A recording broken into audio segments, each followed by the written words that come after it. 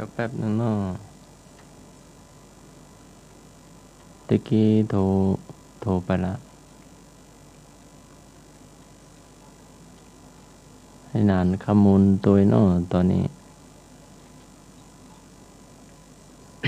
แล้วก็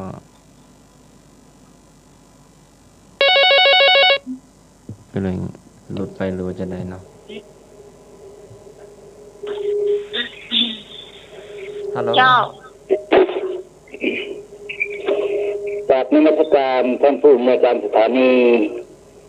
กราบนมัสการพระอาจารย์วัดอาจารย์สมมาตรสวัสดีสมเนรักแล้วก็สามเณรน้อยเจริญพรโยมพิสมัย นมัสการ แล้วก็ขอเจริญพรญาติธรรมทั้งหลายไม่ว่าคุณโยมพรพระเจ้าคุณโยมแม่บุญแม่นวลโยมสมศรีแล้วก็หลายโยมโยมกำนันหนุ่ยด้วยแต่ท่านใดไม่รู้ดิหันวัดสงสัยว่าเป็นผู้ใหญ่บ้านละมั้งเริ่มพร้อม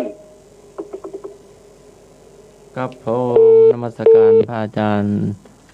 นิพนธ์วัดพระธาตุดอยสะ